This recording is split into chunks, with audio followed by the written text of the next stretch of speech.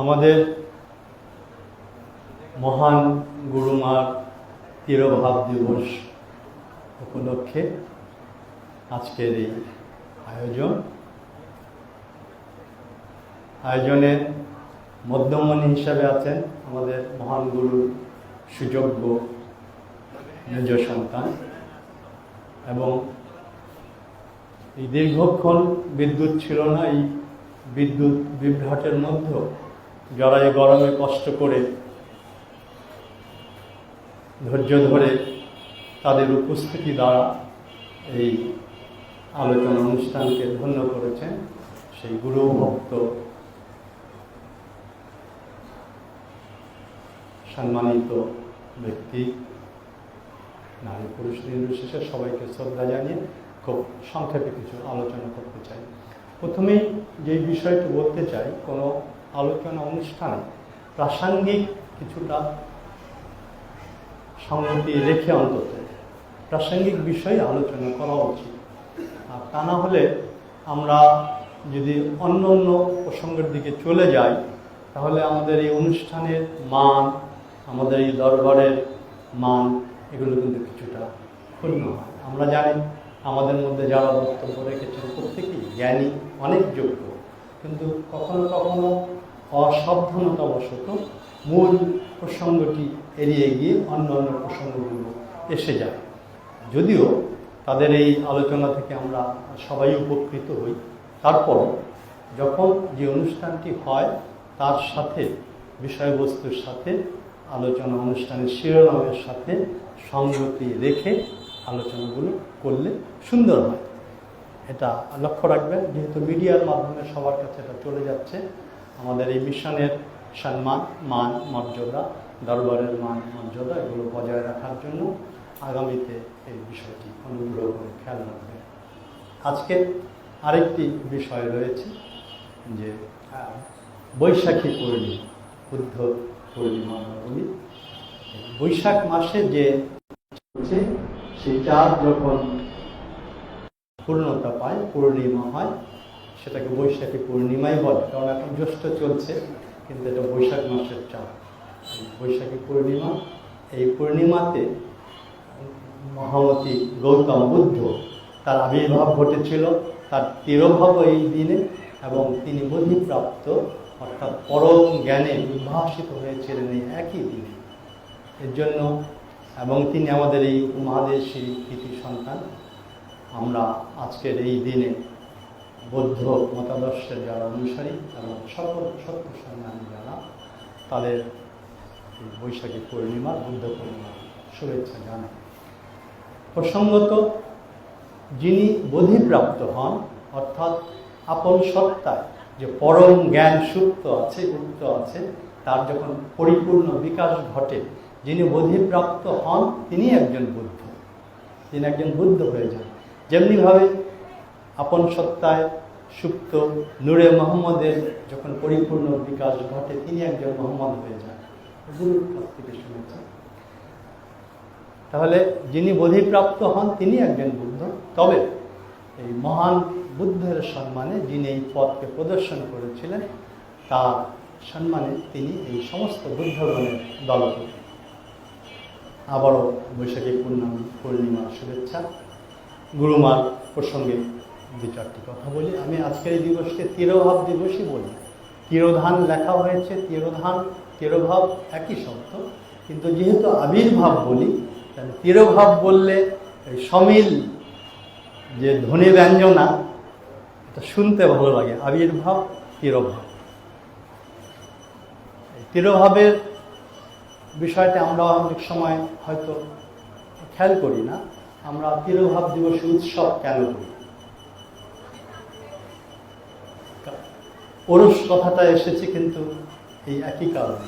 অর্থাৎ এই যে দেহ ধারণের যে দুঃখ, কষ্ট, যন্ত্রণা, সমসাময়িক কালের মানুষকে সত্যের পথে আহ্বান করতে গিয়ে যে দুঃখ কষ্ট, এটা সম্পন্ন করে তার দায়িত্ব শেষ করে তিনি যখন আবার অনাদি উৎসে ফিরে যান, ইলাইহি রাজিউন হয়ে যান, তাহলে তার এই সফলতার স্মরণে তখন এটা উৎসব করা হয়। এটা দুঃখের নয়। আমরা এই কারণেই এই তিরোভাব দিবসে ইস্তেমা মাহফিল করব। গুরুমা প্রসঙ্গে সংক্ষেপে 2-4টি কথা বলি। বক্তারা ইতিমধ্যেই আলোচনা করেছেন। আরেকটি প্রাসঙ্গিক বিষয় রয়েছে, আমাদের বাদল ভাই সাধারণ সম্পাদক সাহেব দুঃখ করলেন যে চুনকুটিয়াবাসীর অনেকেই আজকে এখানে উপস্থিত হননি। হ্যাঁ, এটা দুর্ভাগ্যজনক, তবে এটা আমাদের জন্য না, গুরুমার জন্যও না, যারা আসেননি তাদের জন্য। একটি বিষয় খেয়াল রাখবেন যে মোহাম্মদী দর্শন শুধু নয়, সমস্ত লোকোত্তর দর্শনই এই কথাটি পরিষ্কারভাবে বলা আছে যে কখনোই কোনো ব্যক্তি স্বাধীন ইচ্ছার উপরে জোর করে কোনো কিছু চাপিয়ে দেওয়া হয় না। এটা আল্লাহর বিধানে নেই, আল্লাহ স্বয়ং এটা করেন না। কথাটা ঘুরিয়ে বলা হয় আল্লাহ করতে পারেন না, অর্থাৎ আল্লাহ করেন না। কখনোই কারো ইচ্ছার বিরুদ্ধে কোনো কিছুই জোর করে চাপিয়ে দেওয়া হয় না, এটা আল্লাহর আইনের বিরোধী। অতএব যাদের ইচ্ছা হয়নি তারা আসেননি। কিন্তু শুধু সবিনয়ে সতর্ক করতে চাই, কেউ যদি ইচ্ছাকৃতভাবে এই মহান দিবস সম্পর্কে বিদ্বেষ ভাব মনের মধ্যে নিয়ে বা নিজেদের মধ্যে কোনো বিভাদ বিভাজন এসবকে কেন্দ্র করে এইগুলো করে থাকেন, তাহলে কিন্তু তাদের ক্ষতিগ্রস্ত হওয়ার সম্ভাবনা আছে। অন্তত পক্ষে কিছু ভালো অনুষ্ঠান, ভালো কথা এই থেকে যে দূরে থাকলেন, সেটাও কিন্তু নিজেকে ক্ষতিগ্রস্ত করা। অতএব আমাদের দুঃখিত হওয়ার কিছু নেই। দুঃখ তাদের, কেউ যদি ইচ্ছাকৃতভাবে এইরকম একটি মহান দিবসকে এড়িয়ে গিয়ে থাকে। গুরুমা যার সঙ্গী ছিলেন, আমাদের মহান গুরু, যিনি সামাদিয়াতের উচ্চ পর্যায়ে বিরাজ করতেন, তার সাথী হবার জন্য একটি ন্যূনতম যোগ্যতা প্রয়োজন হয়। যে কেউ ইচ্ছা করলে তাদের জীবন সাথী হতে পারেন না। এবং গুরুমা যে শুধু এবারেই, অর্থাৎ তার এই শেষ জীবনে যে আমাদের মহান গুরুর জীবন সাথী ছিলেন তা না, তিনি আরও বহুবার আমাদের এই গুরু যখনই এসেছেন তার মধ্যে বেশ কয়েকবার তিনি তার জীবন সাথী হিসাবে তার মিশনের কাজে তিনি অংশগ্রহণ করেছেন। আর এটা সত্য যে একজন মহান গুরু যিনি সার্বক্ষণিকভাবে লায়ে বিরাজ করেন, নায়ের জগতে বিরাজ করেন, তার সাথে যদি ওই রকম একজন যোগ্য জীবন সাথী সহধর্মিণী না থাকে, তাহলে মিশনের কাজ সুষ্ঠুভাবে সম্পন্ন করা যায় না। বিশেষ করে একজন গুরুর ঔরসে যারা সুযোগ্য সন্তান যারা আসেন, তাদের সুশিক্ষিত করে গড়ে তোলা, গুরুর দর্শনে সুশিক্ষা দেওয়া, সমকালীন সময়ে যে সত্য প্রকাশের ক্ষেত্রে যে বাধাগুলো থাকে সেগুলির সাথে সমন্বয় করে গুরুর মিশনকে অর্থপূর্ণ করে তোলা, এ সমস্ত কঠিন দায়িত্বগুলো সহধর্মী হিসাবে আমাদের গুরুমাই পালন করেছেন। আপনারা এগুলো শুনেছেন, দীর্ঘ আলোচনার অবকাশ নেই। আমি আমার ব্যক্তিগত জীবন থেকে শুধু ছোট্ট দু একটি উদাহরণ দেই, যদিও আমার ব্যক্তিগত জীবনের উদাহরণ, কিন্তু আপনারা শুনলে গুরুমা যে গুণগ্রাম, তার যে জ্ঞান, তার যে চরিত্রের বিশালতা, গভীরতা কত, সেটা বুঝতে পারবেন। একদিন আমি গুরুর কাছে গেলাম, গুরুর বাসায়, ফরিদাবাদের বাসায়। তা আমি শুক্রবার দিন সকালের দিকে যেতাম নির্বিঘ্নে গুরুর কাছ থেকে বিভিন্ন বিষয়। শেষ 2 বছর গুরুর কাছে অনেক কিছু, এই 2-3 ঘন্টা গুরু সময় দিতেন দয়া করে, গুরুমাই এই ব্যবস্থা করে দিয়েছিলেন। তো সেখানে গেলাম, যাওয়ার পর গুরুমা বললেন, প্রথমে তুমি কি শুয়ে কোয়ান্টাম করো? তো আমি একটু থতমত খেয়ে গেলাম। তা আমি বললাম যে একটু ভয় না, অর্থাৎ আমি তো কোয়ান্টাম করি না, আমি গুরুবাদ অর্থাৎ ভক্তিবাদ এবং জ্ঞানবাদ, এই দুটোর সমন্বয়ে গুরুর দেখানো পদ্ধতিতে আমি ধ্যান করি, সেটাকে কোয়ান্টাম ধ্যান বলতে আমরা যেটাকে বুঝি, আনুষ্ঠানিকভাবে যে কোয়ান্টাম বলতে আমরা যেটা বুঝি সেটা তো না। সেই হিসাবে আমি বললাম যে না। তো আম্মা বুঝলেন যে আমি একটু বিব্রত হচ্ছি বা সত্যটা বলতে সাহস পাচ্ছি না বা এড়িয়ে যাচ্ছি। তো আম্মা বললেন, তোমার গুরু তো সবসময় শুয়েই এই ধ্যানগুলি করেন। তো আমি ভেবেছিলাম তুমিও তাই করো। আসলে আমিও তাই করতাম। সার্বক্ষণিক ধ্যান করার জন্য আমাদের যে কাজ, আমাদের তো প্রধানত আমাদের কাজগুলো 4টা কাজ, 4 ভাগে ভাগ করা যায়। আমরা গ্রহণ করি, নিঃশ্বাস গ্রহণ করি, খাদ্য গ্রহণ করি, বিষয়ের রাশিগুলিকে গ্রহণ করি, আবার কি করি, বর্জন করি, মলমূত্র বর্জন করি, শ্বাস যেটা নিলাম সেটাকে বর্জন করি, বিষয় রাশি ধ্যানের মধ্যে দিয়ে বর্জন করি। তাহলে গ্রহণ, বর্জন, আর কি গতি স্থিতি, আমরা চলাফেরা করি, গতিপ্রাপ্ত হই, আর স্থিতি থেমে যায়, দাঁড়াই, বসি অথবা শুয়ে থাকি। তাহলে এই 4টা যে কাজ, এই কাজে সার্বক্ষণিকভাবে প্রথমত গুরুকে নিজের মনের মধ্যে ভাসিয়ে রাখা দাইমি সালাতে যাওয়ার একটি প্রধান শর্ত, গুরুকে ভাসিয়ে রাখা। এবং যখন এই ভাসিয়ে রাখা সম্ভব হয়ে যায় তখন তার গুরুকে ঢাল হিসাবে ব্যবহার করে বিষয় রাশিগুলিকে একটা একটা করে দেখা যায়। যদি গুরুকে ঢাল হিসাবে ব্যবহার করা না যায় তাহলে যে বিষয় রাশির যে সমুদ্রের বিশাল ঢেউয়ের মতো একটার পর একটা আসে, তালগোল পাকিয়ে যায়। কেউ বলতে পারে যে না, বিষয় রাশিগুলিকে আমি দেখি, আসলে সুষ্ঠুভাবে দেখা সম্ভব হয় না। তাহলে আমি সেইভাবে চেষ্টা করতাম এবং ওই হাঁটা, বসা, দাঁড়ানো এসব করতে গেলে বারবার খালি শুয়ে পড়তে ইচ্ছা করতো। অর্থাৎ গুরু শুয়ে থাকতেন ইজি চেয়ারে বা বিছানায়, আমিও দীর্ঘক্ষণ শুয়ে শুয়ে ধ্যান করতাম। আম্মা কি করে জানলেন?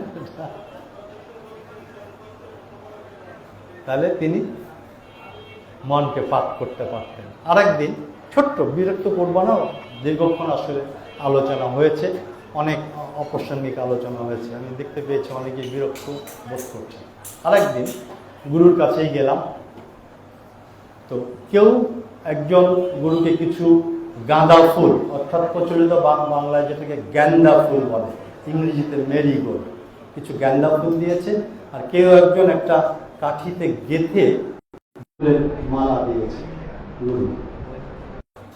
তো আমার কথাবার্তা শেষ হওয়ার পর গুরুর কাছ থেকে আসার সময় মনে হলো যে এইখান থেকে যদি দু একটা বেলি ফুল আমি নিয়ে যেতে পারতাম তাহলে সেটা আমার সাথে সাথে সবসময় ব্যবহার করতাম। মনে মনে বলছি, বেরিয়ে আসবো, গুরুমা বললেন ওইখান থেকে ফুল নাও। তা আমি দাঁড়িয়ে আছি, গুরুমা কাকে বললেন আমি তো বুঝতে পারছি না, যদিও আমি একা ছিলাম, ভিতরে কেউ থাকতে পারে। গুরুমা বললেন আমি খোকাকে বলছি, ওইখান থেকে ফুল নাও। তো আমি ওইখান থেকে গিয়ে মালাটা ছিটতে গুরুকে দিয়েছে, মন চাইল না, মানে মালাটা থাক, আমি দুটো গাঁদা ফুল নিলাম। আমাকে বললেন যে না, ওই মালা থেকে বেলি ফুল না। তাহলে দেখুন, মানে আমার মনের গোপন ইচ্ছাগুলিকে কিভাবে তিনি অবলীলায় বলে দিতেন। আসলে এইরকমই, অর্থাৎ মূল কথা হলো যিনি সম্যক গুরু, সার্বক্ষণিক লয়ে থাকেন, তাদেরকে সরাসরি তাদের সাথে যোগাযোগ স্থাপন করা কঠিন। উপযোগ্য না হলে তাদের সাথে আসলে সরাসরি যোগাযোগ রক্ষা করা সাধারণদের জন্য সম্ভব হয় না।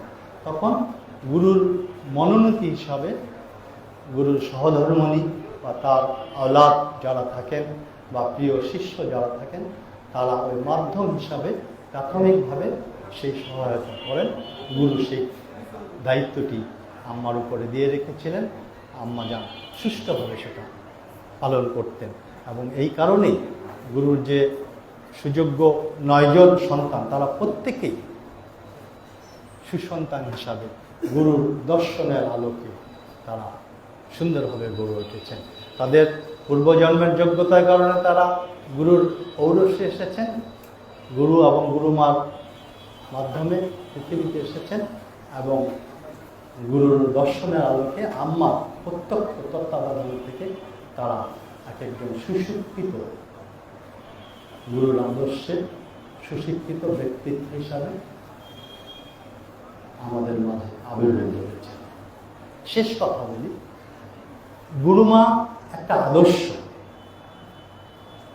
একটি আদর্শ যদি আমাদের সামনে না থাকে তাহলে আমরা কাকে অনুসরণ করব, কোন বিষয়টাকে অনুসরণ করব? এই কারণেই সমস্ত মায়েদের জন্য গুরুমা একজন আদর্শ হিসাবে তার দায়িত্বটি সুচারুভাবে পালন করে গিয়েছেন।